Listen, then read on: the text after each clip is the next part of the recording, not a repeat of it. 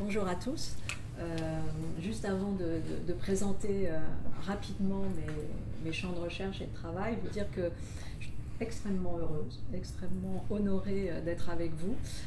Pour la petite histoire, c'est une anecdote, mais après tout, elle est réelle. Derrière les Fleury, il y a les Guillaume, et derrière les Guillaume, il y a les Botrel. Donc moi, je suis heureuse c'est mon aïeul, Théodore, donc je suis heureuse de refaire lien avec la maison. Et voilà, ça a absolument enthousiasmé ma chère grand-mère.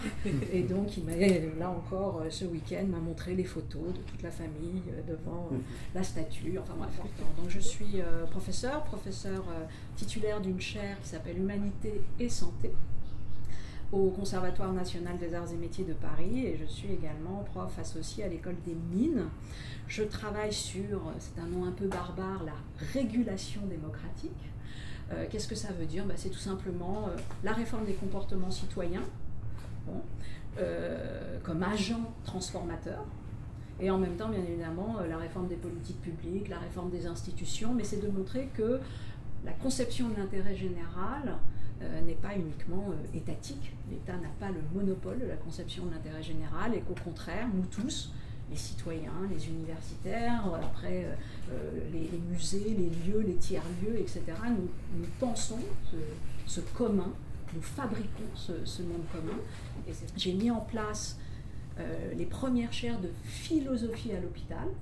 Bon, c'était un souhait qui revient là aussi à une histoire, on va dire, personnelle. En 1993, j'ai été le premier aidant d'un membre de ma famille sur un accident gravissime, et cette personne a mis un certain temps à traverser cela, et cette expérience à l'intérieur du monde du soin, à la fois, le monde de la santé, on sait à quel point, puisque la vie a été sauvée, c'est absolument extraordinaire, mais en même temps ça peut être aussi un grand monde de chosification, de réification, de déshumanisation.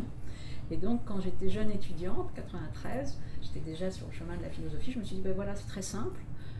Un jour, j'aurai peut-être la possibilité de créer une chaire de philosophie, je la créerai à l'hôpital et pas à l'université.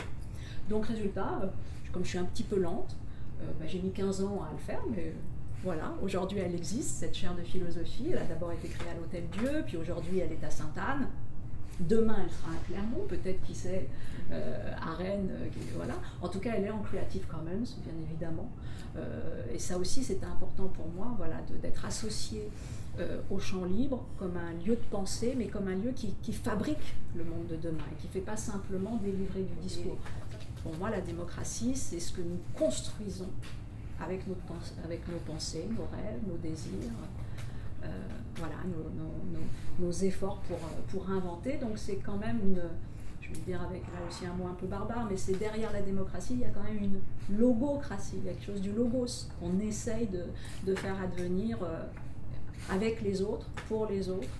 Donc pour moi, c'est vrai, aujourd'hui, c'est un territoire d'expérimentation commune, en tout cas je l'espère, comme un grand instrument de savoir qu'il faut mobiliser. On ira bien évidemment faire ça avec toutes les parties prenantes, intérieures et extérieures. Il y a bien évidemment tous les collègues universitaires, il y a les autres établissements avec lesquels aussi on peut penser. Ce qui m'a aussi intéressé dans cette aventure, c'est le long cours.